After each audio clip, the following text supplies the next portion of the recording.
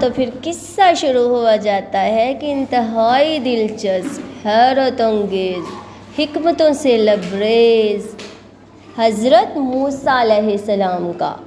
سورہ اعراف میں یہ جو ذکر ہو رہا ہے نا حضرت موسیٰ علیہ السلام کا اور ان کے عصا کا،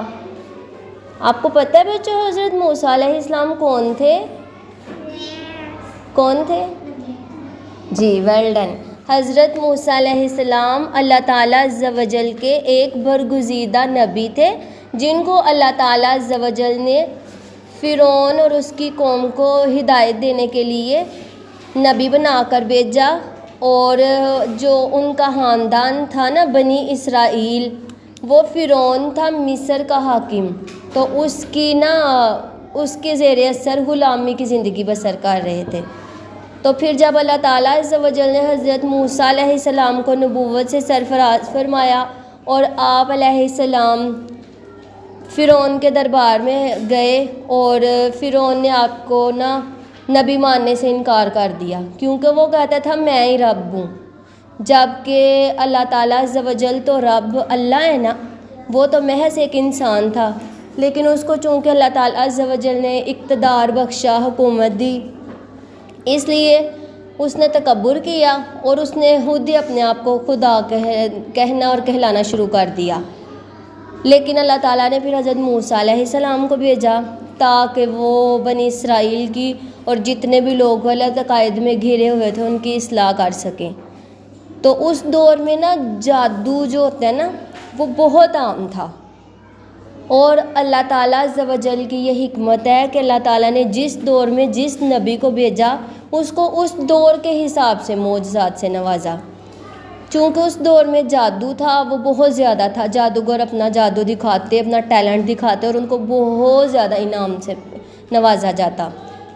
اسی مناسبت سے پھر اللہ تعالیٰ عز و جل نے حضرت موسیٰ علیہ السلام کو عصا اور ید بیضا کے معجزے دیے۔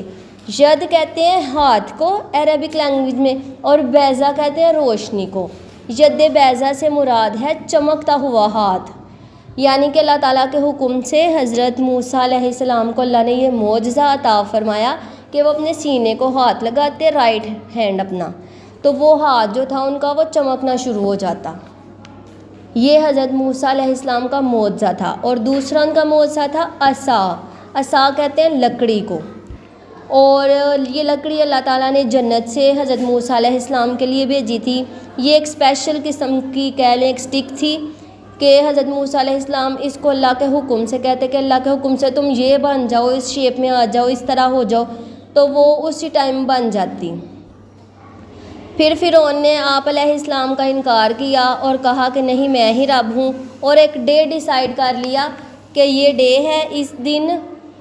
تم اپنا، اس کے نزدیک تو حضرت موسیٰ نبی نہیں جادوگر تھے نا، اس نے کہا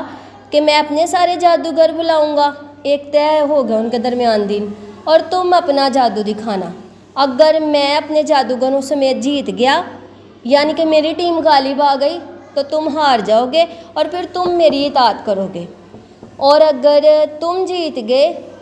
تو میں، میری ٹیم اور میری پوری یہ جو سلطنت کے لوگ ہیں نا تمہاری اطاعت کریں گے۔ حضرت موسیٰ علیہ السلام نے ایکسیپٹ کر لیا اس کا چیلنج،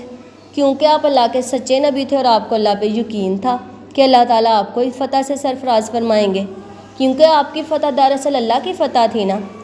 چنانچہ پھر وہ ایک جو ڈیٹ طے شدہ دن تھا وہ ڈیسائیڈ ہوا، اور وہ سارے لوگ جب جمع ہوئے تو حضرت موسیٰ علیہ السلام تھے اپنے بھائی ہارون کے ساتھ، اور اس طرف جتنے اس کے بڑے بڑے جادوگر تھے نا فرعون کے وہ تھے۔ پھر انہوں نے یہ کیا کہ ان سب نے جادو سے سانپ اپنے بنائے اور سانپ چھوڑے، تو فرعون نے یہ سمجھا کہ یہ تو کبھی بھی نہیں ان پہ غالب آ پائے گا، تو اللہ کے حکم سے حضرت موسیٰ علیہ السلام نے عصا یعنی کہ لکڑی کو حکم دیا کہ اژدہا بن جاؤ۔ اژدہا کہتے ہیں بڑے سانپ کو۔ وہ عصا آپ علیہ السلام کا اژدہا، بڑا سا اژدہا بن گیا، اور اس نے سارے جو بھی وہ جادوگروں کے چھوٹے چھوٹے سانپ تھے نا ان سب کو کھا دیا۔ تو فرعون ڈر گیا اور جادوگر بھی ڈرے۔ جادوگر جو تھے نا وہ سمجھ گئے کہ یہ جادو نہیں، یہ اللہ تعالیٰ عز و جل کا نبی واقعی سچا ہے، تو ان سب نے نا اسی ٹائم حضرت موسیٰ علیہ السلام کے دین کو قبول کر لیا۔ پھر فرعون نے دیکھا کہ اس کی تو ہار ہو گئی ہے، اب اس نے حضرت موسیٰ علیہ السلام کو اور آپ علیہ السلام کا جو خاندان تھا، آپ کی قوم تھی نا بنی اسرائیل، ان کو مارنے کا منصوبہ بنایا۔ تو اللہ تعالیٰ عز و جل نے اس سے آگاہ کر دیا حضرت موسیٰ علیہ السلام کو، تو آپ علیہ السلام اللہ کے حکم سے بنی اسرائیل کو اپنے ساتھ لے کے تو روانہ ہو گئے رات کے اندھیرے میں۔ جب فرعون کو پتہ چلا، اس نے بھی آپ کے لشکر کا پیچھا کیا، لیکن جب دریائے فرات میں پہنچے اور کچھ کے نزدیک دریائے نیل میں پہنچے تو یہ ہوا کہ جو آگے پانی تھا، پیچھے فرعون کا لشکر تھا۔ فرعون نے کہا کہ اب یہ لوگ کیسے بچیں گے، میں تو ان سب کو مار دوں گا، لیکن اللہ تعالیٰ کے حکم سے اللہ تعالیٰ نے نا جو دریا کا پانی تھا نا وہ پیچھے پیچھے دونوں سائڈوں پہ ہو گیا اور درمیان سے ایک روڈ کی طرح کا راستہ بن گیا۔ حضرت موسیٰ علیہ السلام اور ان کی قوم گزر گئے وہاں سے، کیونکہ اللہ تعالیٰ کا یہی فیصلہ تھا۔ وہ لوگ گزر گئے۔ جب فرعون نے دیکھا کہ یہ تو راستہ بنا ہوا دریا میں، تو فرعون بھی اپنے سارے لشکر کے ساتھ نا پانی میں کود پڑا۔ جب وہ دریا میں انٹر ہوا، سینٹر میں گیا، تو اللہ تعالیٰ عز و جل نے، چونکہ تب تک بنی اسرائیل اور حضرت موسیٰ علیہ السلام کراس کر چکے تھے راستہ، تو پھر اللہ تعالیٰ عز و جل نے نا سارے دریا کے پانی کو حکم دیا کہ آپس میں مل جاؤ، تو وہ پانی مل گیا اور اسی دریا میں فرعون اور اس کا سارا لشکر تباہ و برباد ہو گئے۔ قرآن کریم میں بیٹا یہ والے حضرت موسیٰ علیہ السلام ہے جن کا آج ہم نے قصہ سنا بھی ہے اور قرآن میں ان کو پڑھا بھی ہے، ٹھیک ہے۔